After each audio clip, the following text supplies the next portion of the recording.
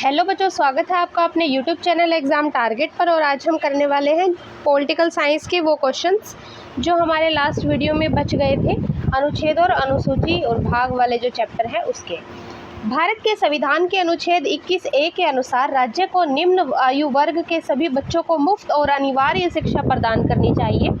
ये कौन से अनुच्छेद में कहा गया है, या ये पूछ रखा है कि कितने वर्ष की आयु के बच्चों के लिए है। ये अनुच्छेद 21A में जो लिखा गया है क्या है, अनुच्छेद 21 के अनुसार क्या है, 6 से जो 14 वर्ष के बच्चे हैं उनको मुफ्त और अनिवार्य शिक्षा प्रदान करनी चाहिए। संविधान के अनुच्छेद 21 के अनुसार राज्य 6 से 14 वर्ष की आयु के सभी बच्चों के लिए निःशुल्क और अनिवार्य शिक्षा का उपबंध करेगा। इस अधिकार को 86वें संविधान संशोधन अधिनियम 2002 के द्वारा भारतीय संविधान में जोड़ा गया। कौन से अनुच्छेद में वर्णन है, 21 के अंदर। और कितने वर्ष की आयु के बच्चों के लिए है ये, 6 से 14 वर्ष की आयु के बच्चों के लिए। और संविधान संशोधन कौन से के तहत लगाया गया था, ये 86वें संविधान संशोधन। और कब पारित हुआ था, 2002 में। इस अधिकार को 1 अप्रैल 2010 से प्रभावी रूप से लागू कर दिया गया। और लागू कब किया गया, 1 अप्रैल 2010 से लागू किया गया। अगला क्वेश्चन है, भारत के संविधान के अनुसार संसद के दोनों सदनों की संयुक्त बैठक की अध्यक्षता कौन करता है।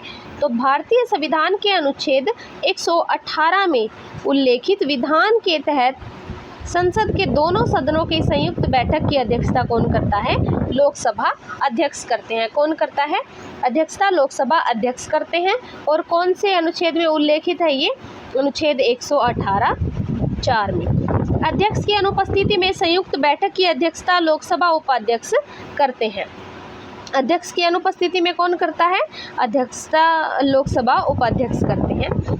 संयुक्त बैठक बुलाने का उल्लेख भारतीय संविधान के अनुच्छेद 108 में है, जो राष्ट्रपति द्वारा बुलाया जाता है। संयुक्त बैठक 3 स्थितियों में बुलाई जाती है। जो संयुक्त बैठक है वो कितनी स्थितियों में बुलाई जाती है, 3 स्थितियों में। और ये सब कौन से अनुच्छेद में लिखा हुआ है, 108 में। यदि अन्य सदन विधेयक को अस्वीकार करता है तब बुलाई जाती है। यदि विधेयक में किए जाने वाले संशोधनों को लेकर सदनों के बीच मतभेद पैदा हो जाए तब भी बुलाई जाती है। यदि अन्य सदन विधेयक को 6 माह से अधिक समय तक पारित किए बिना वापस ले लेता है तो भी क्या किया जाता है, संयुक्त बैठक बुलाई जाती है। और ये नोट में दिया गया है इन्होंने कि भाई धन विधेयक और संविधान संशोधन विधेयक पर कोई भी संयुक्त बैठक नहीं बुलाई जा सकती। भारतीय संविधान का कौन सा अनुच्छेद उपराष्ट्रपति के चुनाव का प्रावधान करता है। तो कौन सा अनुच्छेद है जो उपराष्ट्रपति के चुनाव का प्रावधान करता है, जो अनुच्छेद 66 है वो क्या करता है, उपराष्ट्रपति के चुनाव का प्रावधान करता है। संविधान के अनुच्छेद 66 में उपराष्ट्रपति के चुनाव का उल्लेख मिलता है।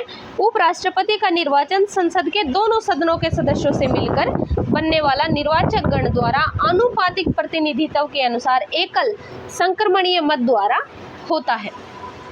दोनों सदनों के सदस्य मिलकर करते हैं। और ऐसे निर्वाचन में मतदान कैसे होता है, गुप्त मतदान होता है। उपराष्ट्रपति संसद के किसी सदन का सदस्य न होने के बावजूद वह राज्यसभा का पदेन सभापति भी होता है। कौन, उपराष्ट्रपति।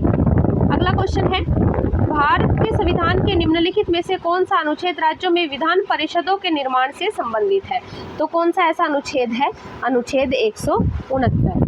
भारतीय संविधान के अनुच्छेद 169 के तहत संसद को किसी राज्य में विधान परिषद को स्थापित करने या फिर समाप्त करने का अधिकार है। किसको, संसद को। और कौन से अनुच्छेद के तहत, अनुच्छेद 169 के तहत जो संसद है वो किसी भी राज्य में विधान परिषद को स्थापित भी कर सकती है और समाप्त भी कर सकती है। विधान परिषद को समाप्त तो किया जा सकता है लेकिन विघटित नहीं किया जा सकता। विधान परिषद राज्य विधानमंडल का दूसरा और उच्च सदन होता है। यह एक स्थायी सदन है। वर्तमान में कुल 6 राज्यों में द्विसदनीय विधानमंडल है। और वे कौन कौन से राज्य हैं जिनमें 2 सदनीय विधानमंडल हैं। एक तो यूपी, बिहार, आंध्र प्रदेश, तेलंगाना, महाराष्ट्र और कर्नाटक। ये जो 6 राज्य हैं इनमें क्या है, द्विसदनीय विधानमंडल है। बाकी सब जगह क्या है, एक सदनीय विधानमंडल। ठीक है। अगला क्वेश्चन है, निम्नलिखित में से भारतीय संविधान का कौन सा अनुच्छेद सर्वोच्च न्यायालय की सहायक शक्तियों से संबंधित है। तो कौन सा अनुच्छेद है, अनुच्छेद 140 सर्वोच्च न्यायालय की सहायक शक्तियों से क्या है, संबंधित है। भारतीय संविधान के अनुच्छेद 140 में उच्चतम न्यायालय की आनुषंगिक शक्तियां प्रदान की गई हैं। कौन से अनुच्छेद में? अनुच्छेद 140 में। संसद उच्चतम न्यायालय को ऐसी आनुषंगिक शक्तियां प्रदान कर सकती है जो संविधान द्वारा उसे प्रदत्त अधिकारिता को अधिक प्रभावी प्रयोग करने के लिए आवश्यक या फिर वांछनीय लगे। अनुच्छेद 85 में किसका वर्णन है? अनुच्छेद 85 में संसद के सत्र अवसान और विघटन का, और अनुच्छेद 63 में क्या बताया गया? भारत का उपराष्ट्रपति के बारे में। भारत के संविधान के अनुच्छेद 213 के तहत प्रख्यापित एक अध्यादेश को किसके द्वारा वापस लिया जा सकता है? तो किसके द्वारा वापस लिया जा सकता है? राज्यपाल के द्वारा। देखिए इसकी एक्सप्लेनेशन। भारतीय संविधान के अनुच्छेद 213 के अंतर्गत राज्यपाल को अध्यादेश जारी करने की शक्ति प्रदान की गई है। राज्यपाल इस शक्ति का प्रयोग तभी करता है जब विधानमंडल के दोनों सदन सत्र में ना हो। राज्यपाल को यह विश्वास हो जाए कि ऐसी परिस्थिति विद्यमान हो गई है जिसके कारण शीघ्र कार्रवाई करना जरूरी है, और राज्यपाल की अध्यादेश जारी करने की शक्ति राज्य सूची और संवर्ती सूची के विषयों तक ही विस्तृत है। अगला क्वेश्चन है, भारतीय संविधान का निम्नलिखित में से कौन सा अनुच्छेद राज्यपाल द्वारा विशेष संबोधन से संबंधित है? तो कौन सा अनुच्छेद है?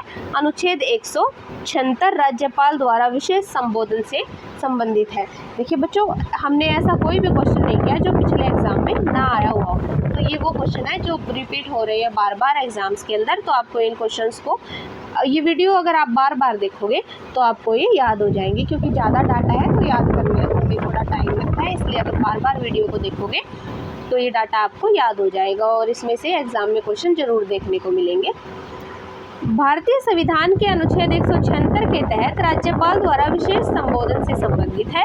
इस अनुच्छेद के अंतर्गत राज्यपाल विधानसभा के प्रत्येक आम चुनाव के पश्चात प्रथम सत्र के आरंभ में तथा प्रत्येक वर्ष के प्रथम सत्र के आरंभ में विधानसभा में विशेष अभिभाषण करता है। कौन करता है? राज्यपाल। और कौन से अनुच्छेद के तहत? 176 के तहत। अनुच्छेद 214 किससे संबंधित है? राज्यों के लिए उच्च न्यायालय से संबंधित है, अनुच्छेद 214। और अनुच्छेद 228 कुछ मामलों का उच्च न्यायालय को अंतरण की शक्ति।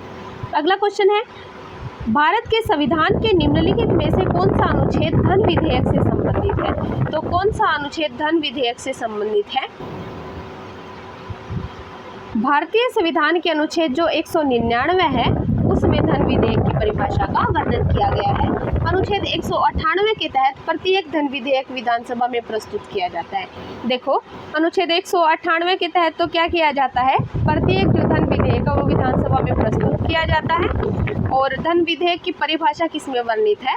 अनुच्छेद 199 में। अनुच्छेद 199 3 के अंतर्गत कोई विधेयक धन विधेयक है या नहीं, इसका अंतिम निर्णय विधानसभा का अध्यक्ष करता है। कौन करता है इसका अंतिम निर्णय? विधानसभा अध्यक्ष। भारतीय संविधान की 8वीं अनुसूची में निम्नलिखित में से किस भाषा का नाम नहीं है? तो किस भाषा का नाम नहीं है? देखो, संस्कृत का भी नाम आता है और उर्दू का भी, सिंधी का भी, लेकिन जो राजस्थानी है उस भाषा का नाम 8वीं अनुसूची में नहीं है। भारतीय संविधान की 8वीं अनुसूची में कुल कितनी भाषाएं हैं?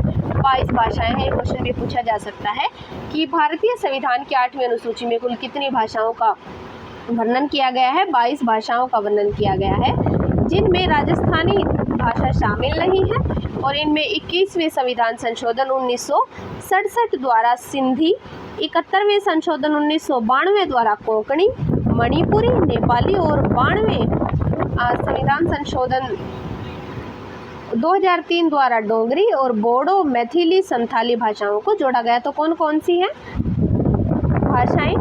सिंधी, कोंकणी, मणिपुरी, नेपाली, डोगरी, बोडो, मैथिली, संथाली, इन सभी भाषाओं को क्या गया है? जोड़ा गया है, लेकिन राजस्थानी को नहीं जोड़ा गया। भारतीय संविधान के किस अनुच्छेद के अंतर्गत संसद को यह अधिकार है कि वह संसद का संशोधन कर सके? तो कौन से अनुच्छेद के तहत है ये अधिकार? 368। जो भारतीय संविधान के अनुच्छेद 368 के प्रावधान के अंतर्गत संसद को यह अधिकार है कि वह संविधान में संशोधन कर सके, और अनुच्छेद 368 में संविधान में संशोधन की प्रक्रिया का भी वर्णन किया गया है। दिए गए विकल्पों में से संविधान के किस अनुच्छेद में निजता के अधिकार को मौलिक अधिकारों में शामिल किया गया है? तो जैसा कि आपको पता है कि मौलिक अधिकारों का वर्णन कौन कौन से अनुच्छेद में है? 12 से 35 थे। और कितने हैं मौलिक अधिकार? 6 मौलिक अधिकार हैं। पहले कितने थे? 7 थे। लेकिन जो संपत्ति का अधिकार है उसको हटा दिया गया था। संपत्ति के अधिकार को मौलिक अधिकारों से हटा दिया गया था। और अब कितने बचे हैं मौलिक अधिकार? 6 मौलिक अधिकार है। उनका वर्णन 12 से 35 अनुच्छेद के अंदर किया गया है। और भाग कौन सा है? 3 भाग में किया गया है। और उसको क्या बोला जाता है, ये आप कमेंट करके जरूर बताएं। और क्या क्वेश्चन पूछा गया है कि निजता के अधिकार को मौलिक अधिकारों में शामिल किया गया कौन से अनुच्छेद में? अनुच्छेद 21 में निजता के कई अलग अलग रूप शामिल हैं। प्राण एवं दैहिक स्वतंत्रता, सूचनात्मक गोपनीयता का अधिकार, पसंद का अधिकार। सुप्रीम कोर्ट ने सन 2017 में के.एस. पुत्तस्वामी बनाम भारतीय संघ ऐतिहासिक निर्णय में गोपनीयता के महत्व का वर्णन किया और कहा कि जो निजता का अधिकार है वो एक मौलिक अधिकार है। अनुच्छेद 18 में क्या कहा गया है? उपाधियों का अंत कर दिया गया था। अनुच्छेद 20 में अपराध के लिए दोष सिद्धि के संबंध में संरक्षण। और अनुच्छेद 22 में क्या है? निरोध एवं गिरफ्तारी से संरक्षण। अगला क्वेश्चन है, सूची 1 में व्युत्पन्न सिद्धांतों का मिलान सूची 2 में उल्लेखित भारत के संविधान के अनुच्छेदों के साथ करें। तो देखिए, जो अनुच्छेद 41 है, अनुच्छेद 41 किसके अधिकार के लिए? काम करने का अधिकार इसमें लिखा गया है। अनुच्छेद 39A क्या है? समान न्याय और निःशुल्क विधिक सहायता। अनुच्छेद 42 में क्या है? काम की न्यायोचित मानवीय परिस्थितियां और मातृत्व राहत। जबकि अनुच्छेद 50 में क्या है? न्यायपालिका और कार्यपालिका का पृथक्करण, यानी कि वो अलग अलग है, ये इसमें बताया गया है। अगला क्वेश्चन है, इनमें से कौन भारत के संविधान के भाग 3 का हिस्सा नहीं है? तो जो भाग 3 है, भाग 3 में किस किस के बारे में बताया गया है? किसी भी अपराध के आरोपी द्वारा किसी व्यक्ति को स्वयं के खिलाफ गवाह बनाने के लिए मजबूर नहीं किया जा सकता। किसी भी व्यक्ति पर एक से अधिक बार एक ही अपराध के लिए मुकदमा नहीं चलाया जाएगा और उसे दंडित भी नहीं किया जाएगा बार बार। कुछ स्थितियों में गिरफ्तारी और नजरबंदी के खिलाफ संरक्षण, ये सब तो लिखा गया है। लेकिन भाग 3 में कार्यपालिका से न्यायपालिका का पृथक्करण नहीं लिखा गया, क्योंकि ये कौन से अनुच्छेद में है? अनुच्छेद 50।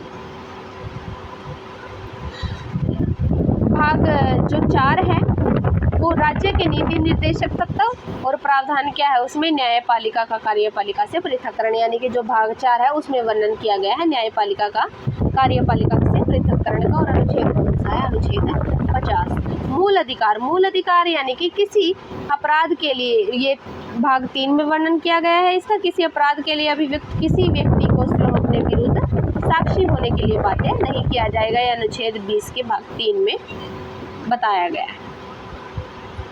अगला क्वेश्चन है,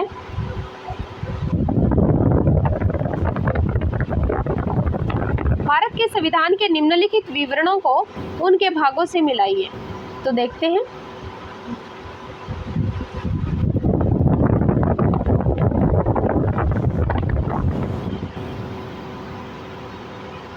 आप दिखेगा मूलभूत अधिकार। मूलभूत अधिकार कौन से भाग में है? भाग 3 में। और नीति निदेशक तत्व है वो कौन से में है? भाग 4 में। और नागरिकता ये भाग 2 में इसका वर्णन है।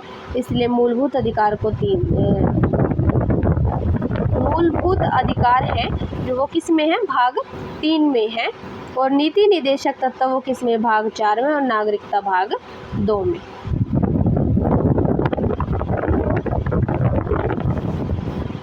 तो ऐसे मिलान हो जाएगा इनका। आगे देखिए, मूलभूत अधिकार संविधान के भाग 3 के अनुच्छेद 12 से 35 में वर्णित है। यह अधिकार सामान्य स्थिति में सरकार द्वारा सीमित नहीं किए जा सकते। भारतीय संविधान के भाग 4 अनुच्छेद 36 से 51 में नीति निर्देशक तत्व वर्णित है। इसे कहाँ से लिया गया है? आयरलैंड के संविधान से लिया गया है। किसे? नीति निर्देशक तत्व। और मौलिक अधिकार को कहाँ से लिया गया है? अमेरिका से। नीति निर्देशक तत्व यह बताते हैं कि भारत में प्रशासन किस तरह चलाया जाना चाहिए और देश में कानून का निर्माण किस सिद्धांतों पर होना चाहिए। नागरिकता भारतीय संविधान के भाग 2 अनुच्छेद 5 से 11 में वर्णित है। इसमें भारतीय नागरिकों हेतु एकल नागरिकता का प्रावधान है। और एकल नागरिकता कहाँ से ली गई है? ब्रिटेन से, क्योंकि अमेरिका में एकल नागरिकता नहीं है। प्रथम अनुसूची, 5वीं अनुसूची, 6ठी अनुसूची, 10वीं अनुसूची, इनका मिलान करना है भाई। तो देखिए प्रथम अनुसूची में किस चीज़ का विवरण किया गया है। प्रथम अनुसूची में भारत के राज्य और संघ राज्य क्षेत्र का, 5वीं अनुसूची में अनुसूचित क्षेत्रों और अनुसूचित जनजातियों के प्रशासन तथा नियंत्रण का प्रावधान, 6ठी अनुसूची में जनजातीय क्षेत्रों के प्रशासन के लिए प्रावधान दिया गया है और 10वीं अनुसूची में दल बदल के आधार पर अयोग्य ठहराने का प्रावधान किया गया है। तो आज हम इस वीडियो में इतने ही क्वेश्चंस करेंगे। अगर आपको ये क्वेश्चंस की सीरीज़ अच्छी लगी हो तो चैनल को सब्सक्राइब जरूर करें और हमें सपोर्ट